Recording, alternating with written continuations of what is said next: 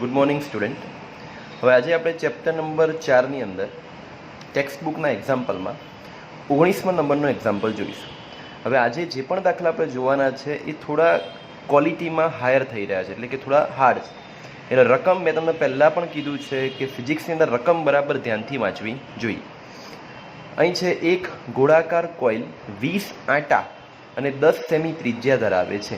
એટલે કોઇલ ગોળાકાર છે, આંટા આપેલા છે અને ત્રિજ્યા આપેલી છે. જો જોડે જોડે લખતા જઈએ. n બરાબર 20 આંટા, ત્રિજ્યા r બરાબર 10 સેમી, સેમીનું મીટરમાં કન્વર્ટ કર્યું. આ કોઇલને 0.10 ટેસ્લા ધરાવતા ચુંબકીય ક્ષેત્રમાં, એટલે ચુંબકીય ક્ષેત્ર તમને 0.10 ટેસ્લા આપેલું છે. હવે ધ્યાન રાખજો, ધરાવતા ચુંબકીય ક્ષેત્રમાં કોઇલના પ્લેનને સમાંતર મૂકવામાં આવે છે. સમાંતર શબ્દ ખાસ ધ્યાનમાં રાખજો. જો કોઇલમાંથી પસાર થતો પ્રવાહ, એટલે તમને પ્રવાહ આપેલો છે 5 એમ્પિયર, તો પહેલો કેસ કોઇલ ઉપર લાગતું ટોર્ક શોધો. બીજો, કોઇલ પર બળ શોધો. ત્રીજું, ચુંબકીય ક્ષેત્રને કારણે કોઇલના દરેક ઇલેક્ટ્રોન પર, ઇલેક્ટ્રોન શબ્દ પણ ધ્યાનમાં રાખજો, સરેરાશ બળ શોધો. એટલે સરેરાશ બળ ઇલેક્ટ્રોનના કારણે શોધવાનું છે, કોઇલ પર લાગતું બળ શોધવાનું છે અને ટોર્ક શોધવાનું છે. કોઇલ કોપર વાયરમાંથી બનાવેલ છે, જેનું ક્ષેત્રફળ, તમને ક્ષેત્રફળ પણ આપેલું છે 10⁻5 મીટર સ્ક્વેર. અને કોપરમાંથી ઇલેક્ટ્રોનની ઘનતા પણ આપી છે 10⁻29 પર મીટર ક્યુબ. બરાબર?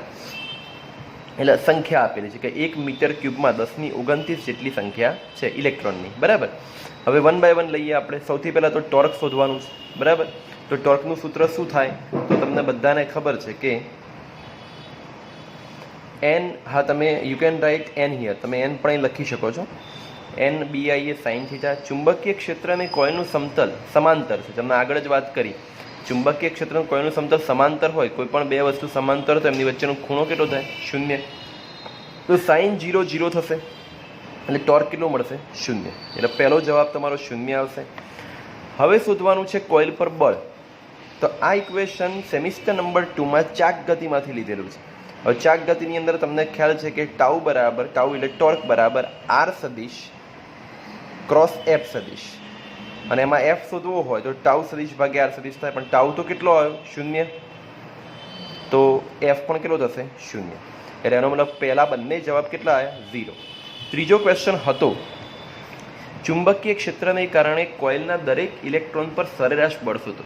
એટલે ઇલેક્ટ્રોનની વાત છે ચુંબકીય ક્ષેત્રને કારણે જ. અને હું તમને યાદ કરાવી દઉં કે ચુંબકીય ક્ષેત્રને કારણે હંમેશા કોઈ પણ કણ વર્તુળાકાર ગતિ કરે. આ ભૂલતા નહીં. વિદ્યુત ક્ષેત્રને કારણે સીધી રેખામાં ગતિ કરે અને ચુંબકીય ક્ષેત્રને કારણે હંમેશા વર્તુળાકાર ગતિ કરે. બરાબર? હવે આપણે સરેરાશ બળ શોધવાનું છે. જોઈએ.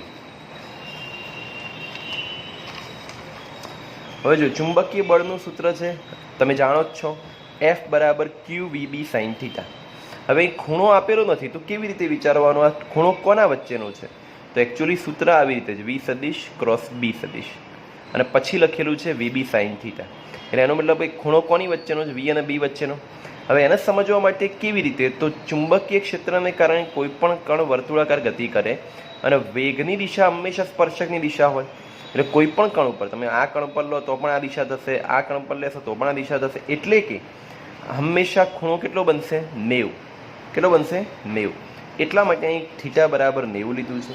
એટલે F બરાબર QVB. બીજું, ચેપ્ટર નંબર 3 પરથી એક ઇક્વેશન હતું I બરાબર NAVDE, જેના પરથી VDના સૂત્રનો કરતા, એટલે કે ડ્રિફ્ટ વેગના સૂત્રનો કરતા બનાવીએ તો I ભાગ્યા NAE થાય, જેની કિંમત આપણે અહીં મૂકી દઈએ. E કેન્સલ થઈ જશે, અહીં Qની જગ્યાએ લખાય કારણ કે ઇલેક્ટ્રોનની વાત છે. બંને ઉડાડ્યા પછી ઇક્વેશન રહેશે IB ભાગ્યા NA. હવે I, B, N અને બધું જ આપણી પાસે છે. જો એની કિંમત મૂકી દઈએ તો આપણને બળ મળી જશે. ઓકે? સો આ હતો ફર્સ્ટ એક્ઝામ્પલ. સેકન્ડ એક્ઝામ્પલ, રકમ ધ્યાનથી સાંભળજો. એક સોલેનોઇડ 60 સેન્ટીમીટર લાંબો, એટલે સોલેનોઇડ છે જેની લંબાઈ 60 સેન્ટીમીટર છે, ત્રિજ્યા 4 સેમી છે અને 300 આંટા ધરાવતા 3 લેયર છે. એટલે તમને ખબર જ છે કે 300 × 3 કરવા પડશે. હવે 2 સેમી લાંબો વાયર અને 2.5 ગ્રામ દળ ધરાવતો વાયર સોલેનોઇડની અંદર મૂકવામાં આવે છે. એટલે યાદ રાખજો, બે અલગ અલગ વાત છે. પહેલાં સોલેનોઇડનો ડેટા આપેલો છે અને પછી એક વાયરની વાત કરી છે, ને એ વાયર સોલેનોઇડની અંદર મૂકવામાં આવે છે. તમને ભૂતકાળમાં જો થિયરી યાદ હોય તો સોલેનોઇડની અંદર કોઈ પણ વસ્તુ મૂકવામાં આવે તો પોતે ચુંબક પણ બની જાય. બરાબર. એટલે કે આપણે અહીં કોણ મૂકવાનું છે? વાયર. વાયર અને સોલેનોઇડનો અક્ષ સમક્ષિતિજ પ્લેનમાં છે. આકૃતિમાં દર્શાવ્યા મુજબ પરિપથમાંથી, યાદ રાખજો પરિપથમાંથી, એટલે બેટરી લગાડી છે પરિપથમાં કેટલો પ્રવાહ પસાર કરે? 6 એમ્પિયર. તો સોલેનોઇડનો વાયરના વજનને સપોર્ટ કરે. ધ્યાન રાખજો, સોલેનોઇડ શું કરે છે? એની અંદર જે વાયર મૂક્યો છે ને એના વજનને સપોર્ટ. આ સપોર્ટ શબ્દ યાદ રાખજો. સપોર્ટ શબ્દથી તમને સેમિસ્ટર નંબર 2ની જે થિયરીઝ છે એ પરથી તમને યાદ આવવું જોઈએ કે કોઈ પણ વસ્તુ બેલેન્સ કરે અથવા સપોર્ટ કરે તો હંમેશા નીચે વજન બળ લાગે. વજન બળ હંમેશા ક્યાં લાગે? નીચે. જે કેટલું હોય? mg. અને ઉપર જે પણ બળ હોય બંને સરખા હોય તો જ આ સપોર્ટ કરે શબ્દ લખી શકાય. તે માટે સોલેનોઇડના વાઇન્ડિંગમાં કેટલો પ્રવાહ પસાર કરવો પડે? એટલે આપણે પરિપથનો પ્રવાહ તો આપેલો છે, પરંતુ સોલેનોઇડના વાઇન્ડિંગમાં કેટલો પ્રવાહ પસાર કરવો જોઈએ કે જેથી સોલેનોઇડ પેલું જે વાયર અંદર મૂક્યો છે ને એના વજનને સપોર્ટ કરે. ઓકે, એટલે રકમ બરાબર સાંભળ્યા પછી સોલેનોઇડનો ડેટા હતો 60 સેમી લંબાઈ, મીટરમાં કન્વર્ટ કર્યું, ત્રિજ્યા પણ મીટરમાં કન્વર્ટ કરી, એના આટા આપેલા હતા. એટલે આટલો ડેટા સોલેનોઇડનો છે. હવે આપણે વાયરનો લખીશું અને વજનને સપોર્ટ કરે આ શબ્દ પરથી આગળ દાખલો ગણીશું. બરાબર. ચલો,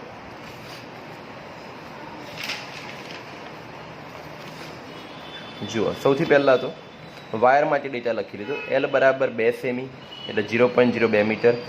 2.5 ગ્રામ વજન આપેલું વાયરનું, એને કિલોગ્રામમાં કન્વર્ટ કરો એટલે ભાગે 1000 કરવા પડે, એટલે એ પણ થઈ ગયું. હવે આ જોતાં પહેલાં આ જોઈએ. આ વજન બળ બરાબર સળિયાને ચુંબકીય ક્ષેત્રમાં મૂકતા લાગતું બળ. હવે કોમન સેન્સ છે કે તમે સોલેનોઇડની અંદર કોઈ વાયર મૂકો છો તો વાયર પર કોનું ચુંબકીય ક્ષેત્ર? સોલેનોઇડનું ચુંબકીય ક્ષેત્રને કારણે બળ લાગશે વાયર પર. એ બળ અને આ વજન બળ બંને સરખા હોય તો જ એ સપોર્ટ કરે. મેં તમને આવડે જ વાત કરી. તો સપોર્ટ કરવા માટે આ બંને બળ સરખા હોવા જોઈએ.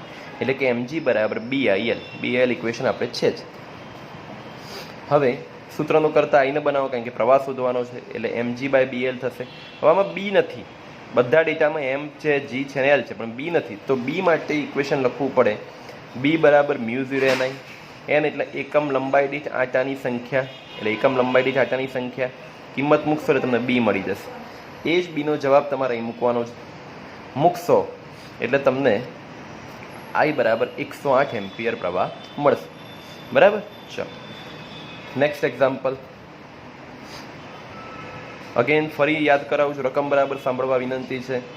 એક 10 સેમી ત્રિજ્યા ધરાવતા સિલિન્ડ્રિકલ ભાગમાં 1.5 ટેસ્લા જેટલું ચુંબકીય ક્ષેત્ર છે. એટલે જુઓ, 10 સેમી ત્રિજ્યા, 10 સેમી જેનું મીટરમાં કન્વર્ઝન ઓલવેઝ કરીએ છીએ.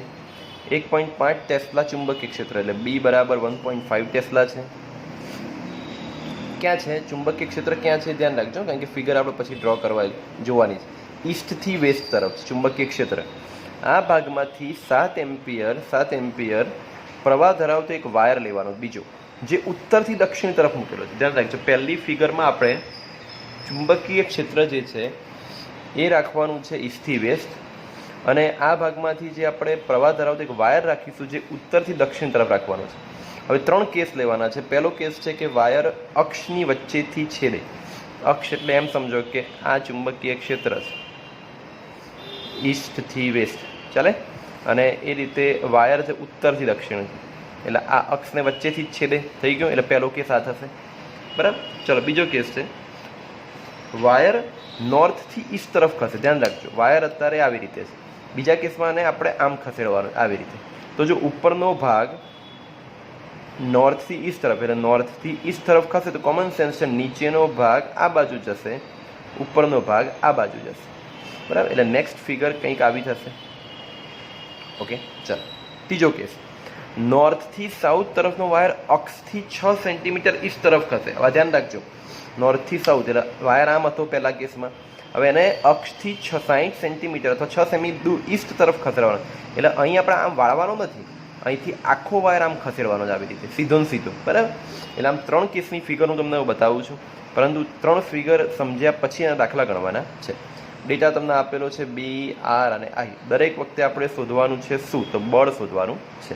ઓકે, ચલો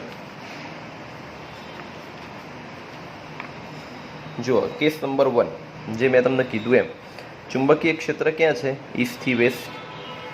આ તમારો શું છે? વાયર સાઉથથી નોર્થ, જે પણ નોર્થથી સાઉથ. બંને વચ્ચે ખૂણો કેટલો બને? 90નો. તો સૂત્ર બિલ સાઇન થીટા. ખૂણો 90 તો બિલ BIL L એટલે 2R. કેમ 2R? કારણ કે આખી લંબાઈ લેવી હોય તો આ તો આટલો ભાગ તો ત્રિજ્યા જ થાય અને ત્રિજ્યા 2 ગણી કરો એટલે આખી લંબાઈ થઈ જશે, એટલા માટે અહીં 2R લખેલું છે. એટલે પહેલો જવાબ તમને મળી. બીજો કેસ મેં તમને કીધું એમ કે આમ હતું એને આમ ખસેડવાનું આવી રીતે, બરાબર. તો કોમન સેન્સ છે એવું આપણે શીખેલા જ છીએ કે જ્યારે કોઈ અક્ષ ફિક્સ ના હોય એટલે એક્સ વાય અને ઝેડ સિવાય વચ્ચે ક્યાંક હોય તો હંમેશા ઘટક લેવા પડે. હવે આ જ્યારે આમ ખસે છે ત્યારે કેટલો એંગલ ક્રિએટ કરે છે? થીટા. તો જ્યાં થીટા હોય ત્યાં કયો ઘટક હોય? કોસ. અને એનાથી 90 ડિગ્રી એટલે કે અહીં કયો ઘટક હોય? સાઇન ઘટક. હવે આપણે કોસ ઘટક અહીં નહીં લેવાય. કેમ? કારણ કે તમારું સૂત્ર જે છે F = BIL sin θ, એમાં જો હું આ ઘટક પસંદ કરું તો આ ઘટકની દિશા આ છે અને તમારું ચુંબકીય ક્ષેત્ર પણ છે, બંને સેમ દિશામાં થશે ને તો ખૂણો 0 થઈ જશે, તો સાઇન 0 0 થઈ જશે, બરાબર. એટલે યાદ રાખજો કોસ ઘટક લોજિકલી પસંદ કરવાનો નથી, સાઇન ઘટક જ લઈશું કારણ કે એ આ છે. તો સાઇન ઘટક આ ચુંબકીય ક્ષેત્રના લંબ થશે એટલે એ આપણે પસંદ કરીશું. જુઓ બિલ સાઇન 90 સાઇન 90 લે F = B. પાછો ઇક્વેશન બધા જ જવાબ 2R સાથે મૂકી દો એટલે 2.1 ન્યૂટન/મીટર. એટલે બંનેનો જવાબ સેમ આવે, પહેલા કેસ અને બીજા કેસ. હવે ત્રીજા કેસમાં આખું અહીંથી હટાડીને આપણે અહીં લઈ જઈશું, બરાબર.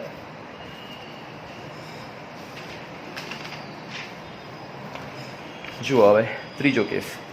ત્રીજા કેસમાં ધ્યાનથી ઓબ્ઝર્વ કરજો કે આમ હતો વાયર, એને આખો આવી રીતે ખસેડવાનો છે. કેટલો? 6 સેમી. કેટલો ખસેડવાનો છે? 6 સેન્ટીમીટર ખસેડવાનો છે. હવે ઇક્વેશન લખીશું બિલ સાઇન θ. અગેન વાયર તો એકબીજાના લંબ જ છે, તમે જોઈ શકો છો. આ વાયર છે અને આ ચુંબકીય ક્ષેત્ર લંબ જ છે એટલે ખૂણો 90, L એટલે 2R થશે. પણ હવે અહીં શું ખૂટે છે? સૌથી મોટી વાત ખાસ ધ્યાનમાં રાખજો, અહીં R છે ને નથી. કેમ? કારણ કે જુઓ અહીં વાયર હતો તો આ તો હતો ડેટા આપણી પાસે, પણ હવે જ્યારે આગળ જાય ને એટલે આપણે આ ડેટા જોઈએ, તો આ ડેટા શોધવો પડશે. એના માટે આ 6 સેમી ખસેડવાનું તો કીધેલું, અને આ જ્યારે આખું ગોળ ફરે, ઓકે, તો ત્રિજ્યા તો જે અહીં હતી એ જ અહીં રહે એટલે 0.1 એટલે આવું ત્રિકોણ જેવું મળે. તો પાયથાગોરસ પરથી તમને આ મળી જાય. તો જુઓ પાયથાગોરસનો ઉપયોગ કર્યો છે અને અલ્ટિમેટલી 0.08 સુધી કાઢે એટલે આ તમને 0.08 મળે. અને આખો વાયર લેવો તો ડબલ કરવા પડે, 0.08 અને 0.08, એટલા માટે 2 × 0.08 એટલે તમને એનું બળ પણ મળી જાય, બરાબર. ચલો નેક્સ્ટ એક્ઝામ્પલ. એક સમક્ષિતિજ વાહક સળિયાની લંબાઈ 0.45 મીટર અને દળ 60 ગ્રામ છે. હવે નેક્સ્ટ એક્ઝામ્પલમાં એક સળિયો લીધેલો છે સમક્ષિતિજ, જેની લંબાઈ તમને આપેલી છે અને દળ આપેલું છે. દળ ગ્રામમાં છે, ના ચાલે એટલે કિલોગ્રામમાં કરવું પડે. હવે તે સળિયાને 2 છેડે વાયર લગાવી લટકાવવામાં આવે છે. ધ્યાન રાખજો આવી રીતે છે, આવી રીતે એક સળિયો છે, એના અહીં એક ભરાઈ દો વાયર અને અહીં ભરાવો અને વાયરથી ઉપર ખેંચી લો એટલે આમ લટકતો રાખવાનો છે. આ સળિયો આ રીતે લટકતો છે. વાયર દ્વારા સળિયામાંથી 5 એમ્પિયર એટલે વાયરમાંથી સળિયામાં કેટલો પ્રવાહ પસાર કરવાનો છે? 5 એમ્પિયર. તો નંબર 1, વાહકને લંબ કેટલું ચુંબકીય ક્ષેત્ર હોવું જોઈએ? યાદ રાખજો, લંબ કેટલું ચુંબકીય ક્ષેત્ર હોવું જોઈએ કે જેથી વાહક વાયરનું તણાવ બળ 0 થાય. પહેલો કેસ, જો પ્રવાહની દિશા ઊંધી કરવામાં આવે તો વાયર પર લાગતું તણાવ બળ શોધો.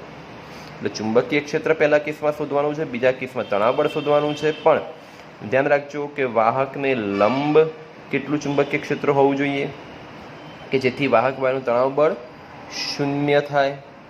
જો પ્રવાહની દિશા ઉલટાવવામાં આવે, હવે કોમન સેન્સ છે, તમે જમણા હાથનો નિયમ જો વિચારશો તો જ્યારે પ્રવાહની દિશા ઉલટી કરવામાં આવે ને તો ચુંબકીય ક્ષેત્રની દિશા પણ ઉલટી થઈ જાય, એટલે બળની દિશા ઉલટી થઈ જાય. તો આવા સમજ્યા પછી આપણે હવે ફિગર જોઈએ અને દાખલો ગણીએ. જો આ સળિયો છે, હંમેશાનું વજન બળ નીચે લાગે mg, મેગ્નેટિક ફોર્સ એટલે ચુંબકીય બળ ઉપર લાગે, બંને વચ્ચે ખૂણો 90 છે, પ્રવાહ 5 એમ્પિયર પસાર કરેલો છે.